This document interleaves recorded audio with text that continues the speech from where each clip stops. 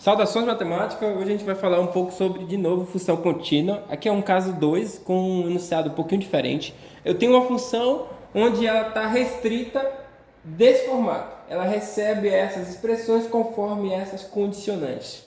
E aí eu preciso saber o L em que essa função determine L em que essa função seja contínua em x igual a zero. Ou seja, a função precisa ser contínua, então qual é o L que faz de fato essa função ser contínua?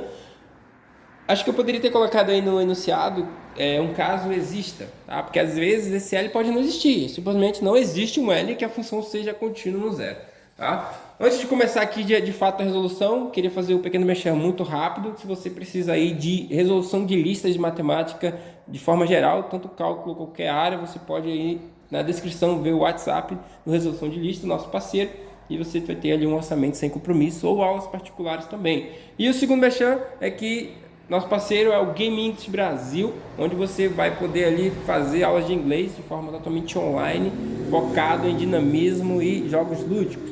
Vamos lá para a resolução. Então, aqui, pessoal, quando você vê uma função e uma chave dessas, isso quer dizer que ela recebe essa expressão se tiver essa condição, recebe essa expressão se estiver nessa condição e recebe essa constante se estiver nessa função. Veja que esse L é um número real, então ele é uma constante. Tá? A minha pergunta é, então, determine L. Eu poderia ter escrito também, existe L em que essa função seja contínua em x igual a zero? Se existir, responda quem é. Não é só para dizer se existe, é para encontrar ele mesmo, tá? Claro que eu poderia, ou seja, perguntar, fazer esse enunciado de outras maneiras, né? Inclusive essa que eu acabei de colocar. Então, no outro vídeo, no caso 1, que era um pouco mais simples, eu expliquei que para ser contínuo precisa satisfazer três condições, que poderia ser resumida em uma só, mas eu gosto de dividir em três. E as três condições são: primeira condição, para uma função ser contínua, precisa existir f naquele ponto que você tem a continuidade. Veja que aqui a minha continuidade é em x igual a zero. Então precisa existir o f de zero. Para ser contínuo tem que satisfazer essa condição.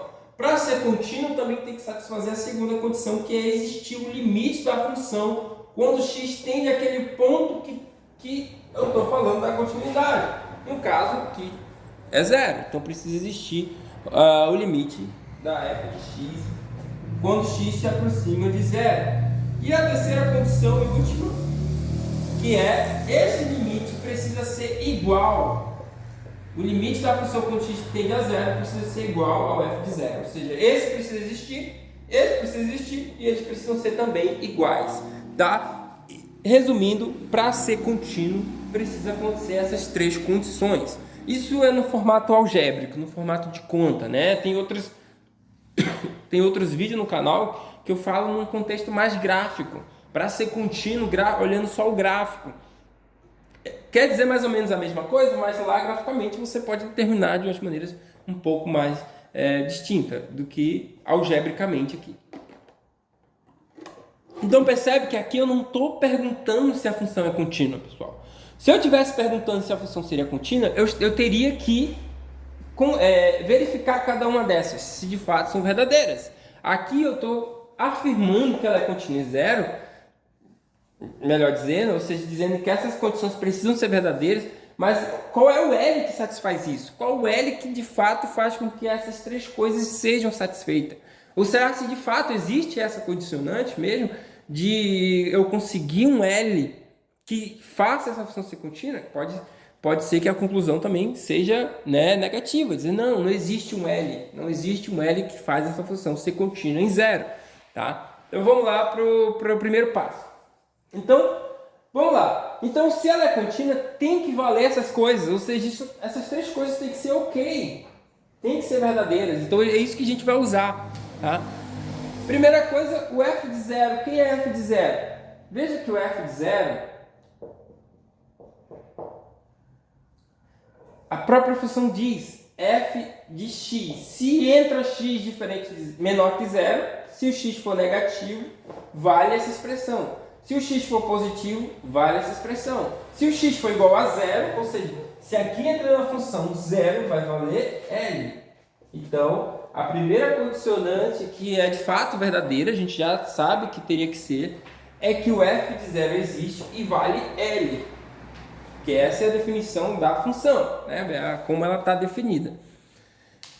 Segunda condição é que existe um limite dessa função. Mas a gente bora verificar se de fato existe o limite. Vamos olhar aqui na conta se existe e quanto é. E aí a gente vai de fato confirmar que ela é contínua ou não. Se esse limite não existisse, a gente ia dizer, olha, a função não é contínua, então nem existe um L que faça ser contínua porque a função deixa de ser contínua. Então vamos lá. Primeira coisa, existe o limite quando x tende a zero. Veja que o fato de você se perguntar quanto vale esse limite? Quanto vale esse limite aqui? Limite da função quando x se aproxima de zero. Aqui não tem como. Você vai ter que usar a estratégia seguinte. Percebe que eu não tenho como usar a estratégia lá do caso 1. O caso 1 é o outro vídeo. O outro vídeo dizia assim, ó. Aqui é fulano se x for diferente e é ciclano se x for igual.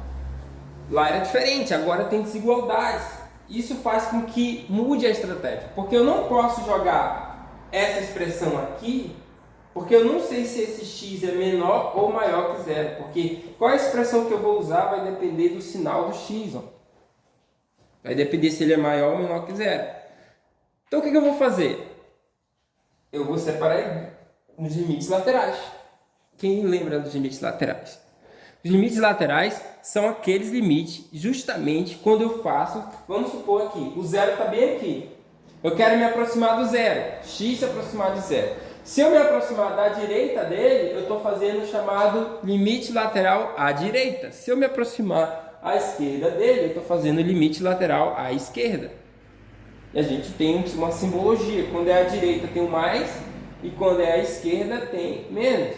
Tá? Então aqui x se aproxima de zero pela direita, aqui x se aproxima de zero pela esquerda. A simbologia é esse sinalzinho de mais e de menos aí lá no expoente do número. Ok? Então, vamos fazer os limites laterais. Primeiro, quando x tende a zero pela direita.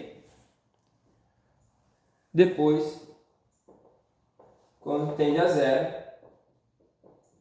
pela esquerda. Quanto que vai dar essas coisas? Será que vão existir de fato?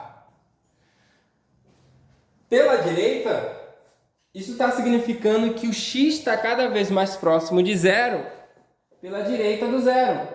Se é pela direita do zero, é porque é maior que zero. Esses números aqui são maiores que zero. Se é maior que zero, se o x que está entrando nessa função sempre é maior que zero, então aqui diz aqui, ó, se for menor, vale isso. Se for maior, vale isso. Então, para esse caso, todos os x que estão entrando são maior que zero. Então, a f de x é igual a essa expressão. Então, eu posso substituir aqui por seno de x sobre x, quando x tende a zero pela direita. Porque agora eu estou realmente com x maiores que zero. Quanto que vale esse limite? Esse limite ele aparece tanto que a gente chama ele de limite fundamental da trigonometria. Limite de seno de x sobre x quando x tende a zero, independente seja pela direita ou pela esquerda, quando a gente tende a zero, vale 1. É igual a 1. Então esse limite aqui a gente pode usar e simplesmente, normalmente na hora da prova que você está resolvendo, você só usa, claro, mas existe toda uma demonstração por trás de por que o limite de seno de x sobre x, quando x tende a zero, tá, pessoal? É igual a 1. Se tender para outro valor aqui, não, quando tende a zero. Ah, professor, mas é pela direita, mas tudo bem.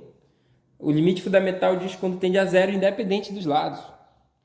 O limite comum, esse limite aqui, ó, o limite seno de x sobre x, quando x tende a zero, o limite comum, o limite normal, isso vale 1. Independente, eu não estou falando só dos laterais, eu estou falando do limite normal lá, quando x tende a zero. Se o normal vai para 1, quer dizer que tanto pela direita quanto pela esquerda também vai para 1. Tá? Isso daí é um dos conceitos de limite, propriedade de limites. Tá? Isso daí em outra aula eu explico melhor lá. Que um limite, eu já vou até falar daqui a pouco sobre isso. Quando os limites laterais tendem para o mesmo valor, o limite normal também tende. E vice-versa, se o limite normal tende para um valor, os laterais também vão ter que tender para o mesmo valor. Tá? Então vamos lá, voltando aqui. Então eu vou usar, de fato, isso aqui como propriedade. No geral, na prova você faz isso também, usa como propriedade. Limite de seno de x sobre x, quando x tende a 0 é igual a 1. Acabou, não tem mais o que fazer aqui. Mas aí tem a outra parte, quando x tende a 0 pela esquerda. Só que se ele tende pela esquerda, ele vem por esse lado aqui, ó. Antes do zero, ou seja, x menor que 0. Oh, mas se é menor que 0, então essa função agora, se x é menor que 0, a função é atribuída a essa expressão. Eu posso substituir, ou seja, essa função vai ser x ao cubo mais x quadrado sobre x quadrado. X está tendendo a 0. A gente troca por esse limite. Mas e aí? E agora? Como resolve esse limite? Esse limite é muito simples. Bem básico mesmo. Não dá para substituir direto. Opa, faltou um sinal aqui, ó. 0 pela esquerda. Faltou esse símbolo aí, né? 0 está tendendo pela esquerda. Não dá para substituir direto. Que nem no outro vídeo lá, o primeiro vídeo do canal, eu expliquei um pouco como resolve o limite. Você vai tentando substituir o ponto aqui na função, desde que faça sentido. Nesse caso não faz, porque se tu botar x igual a 0 aqui, em todo, onde tem x vai botar 0, vai ficar 0 sobre 0. 0 ao cubo mais 0 ao quadrado, 0 embaixo, vai dar 0 sobre 0. O fato de estar 0 embaixo é que é o problema, né? Em definição. Então eu tenho que reescrever isso até conseguir uma expressão que não dê mais 0 embaixo. Mas para isso, às vezes, tu vai ter que mexer em cima, ou vai ter que mexer embaixo, vai ter que mexer nos dois, tentar conseguir algum cancelamento. E aí tem algumas ferramentas para isso, às vezes diferença de quadrado, diferença de cubo, evidência, que é aqui o caso. Aqui dá para usar evidência em cima. Veja que aqui x ao cubo e x quadrado, nós temos o x quadrado se repetindo. Então a gente vai pegar e colocar ele aqui na frente. Se eu tiro o x quadrado daqui, sobra só x. Mas se eu tiro o x quadrado daqui, sobra aquele 1 que é invisível ali, que está ali na frente. Deixa eu sumir aqui no vídeo. Escrever.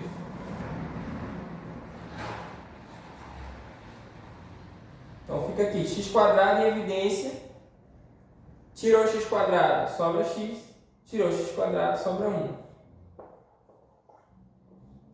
E embaixo só tinha x quadrado.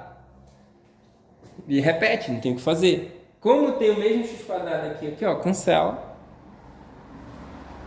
Sobrou então o limite só de x mais 1 quando x tende a 0. Pela esquerda do 0. E agora não tem mais problema embaixo. Você pode, onde tem x, você pode substituir por 0. Você vai ficar 0 mais 1, 0 mais 1 é igual a 1. Consegui fazer os limites laterais. Resumo da obra até agora. Lembra que eu estava me perguntando, será que existe o limite da função quando x tende a 0? A minha pergunta era essa aqui. Para responder eu tive que calcular os laterais. Calculei os laterais, deram esses valores. E aqui entra o conceito muito forte, ó. E eu até expliquei ainda agora. Esse limite ele só existe e de fato é igual a um número quando esses laterais são iguais. Esse limite ele não existe se esses laterais derem diferente. Né? Lembra que a condição para ser contínua é que esse limite tem que existir. Só que para o limite existir, eu fui obrigado a fazer os limites laterais. Quando é que eu sou obrigado a fazer os limites laterais? Para quando tem casos aqui de desigualdade, como é o nosso exemplo. Porque aí o x tem uma hora que ele está pela esquerda do número e outra hora pela direita. Então eu vou ter que fazer os laterais dele para poder usar cada uma das expressões que estão ali. Então esses limites laterais deram iguais. Então de fato, ok, confirmou que o limite existe e deu 1. esse limite deu 1. Ok? Então a gente já pode responder aqui que esse limite, na minha pergunta que eu fiz bem aqui, ó, esse limite deu igual a 1. E agora? Terceira condicionante para ser contínua. O limite que tu encontrou tem que ser igual a f no ponto. E aí que mata a charada. Veja que o limite que você encontrou, esse lado aqui, ó, deu 1. E o f no ponto, o f de 0, deu L. Mas a minha pergunta determine L para que essa função de fato seja contínua em x igual a 0. Para ser contínua em x igual a 0, essas duas coisas precisam ser iguais. O f de 0 precisa ser igual ao limite da f de x quando x tende a 0. Se o f de 0 deu L e o limite deu U, então eu consegui achar qual é o L que satisfaz a condição de ser contínua. L igual a 1. E assim resolveu o problema. De fato, a função ela é contínua em 0 somente se o L for 1. Se o L for qualquer outro valor diferente de 1, ela deixa de ser contínua.